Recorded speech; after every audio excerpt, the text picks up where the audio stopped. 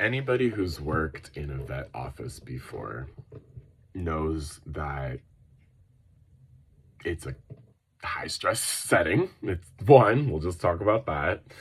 I have never worked in the medical field before, human medicine. I'd imagine it's far more stressful. The only thing I can say is that people and the way that they react with their pets, I feel like they wouldn't have the same amount of disrespect. They wouldn't talk to a person working in the medical field the way that they would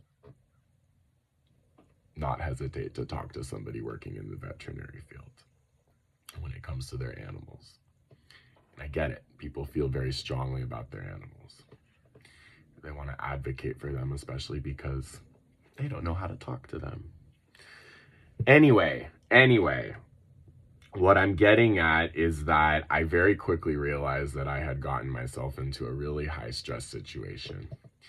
And part of this was revolving around the fact that Dr. Margolin was not well. I don't know how much more I'm going to expand on that because it's her private, personal medical stuff.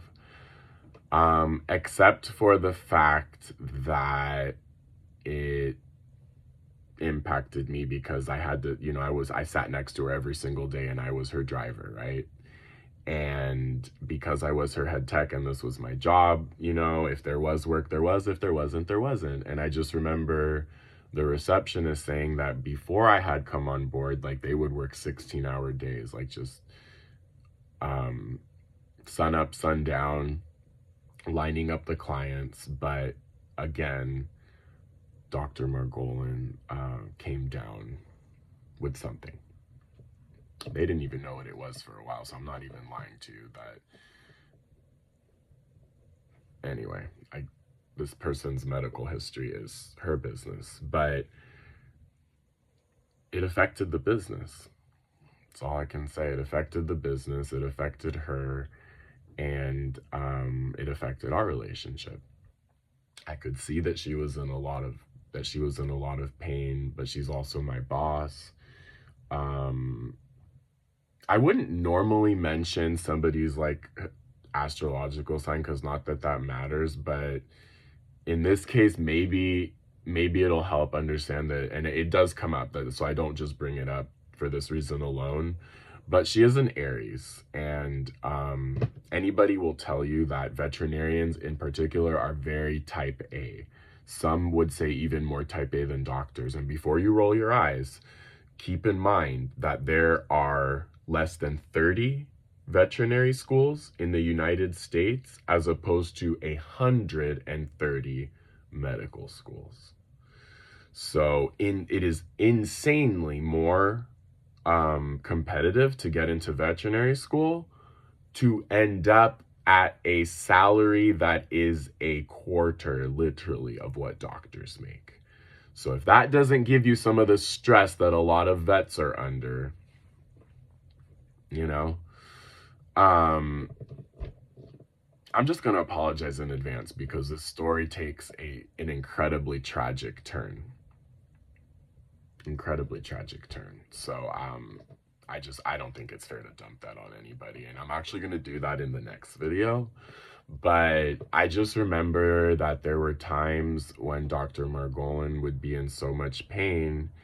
One time we went to the emergency room, and while we were waiting, I started doing Reiki on her. I started doing just while we were in the waiting room, and I had done it on a few of the animals that we would do. Acupuncture was a huge part of our clinic. So Dr. Margolin had a specialty of training in acupuncture and Eastern Chinese herbs and medicine.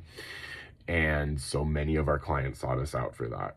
And again, I could see like that was actually one of the most, not only most popular, but one of the most effective treatments that we offered.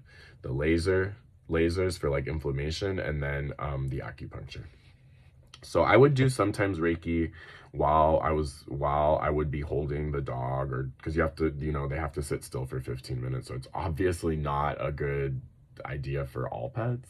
But I would be, and then sometimes the parents would notice. They'd be like, "Oh my God, like, did you're doing Reiki?" And like, I remember there was this one lady who was just so thrilled and convinced by it. And um, again, her words, not mine, but she believes that I stopped her dog from going into a seizure because I was there. The dog is known to seize for certain issues. I forget exactly. Again, I've worked with over 1,000 pets at this point, probably closer to 2,000 literally.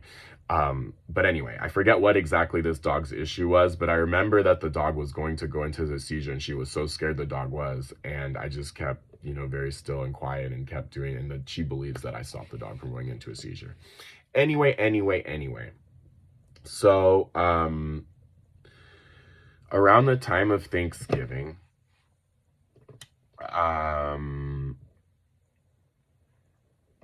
Dr. Margolin actually went blind. She went blind, and then my understanding is that her driver's license was taken away.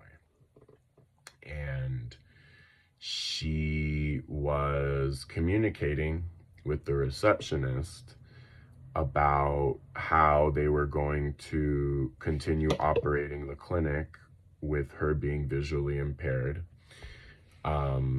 Because again, I was the driver, receptionist, doctor.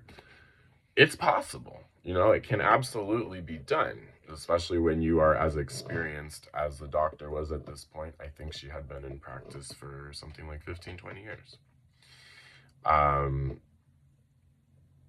Anyway, I'll continue the story in the next video.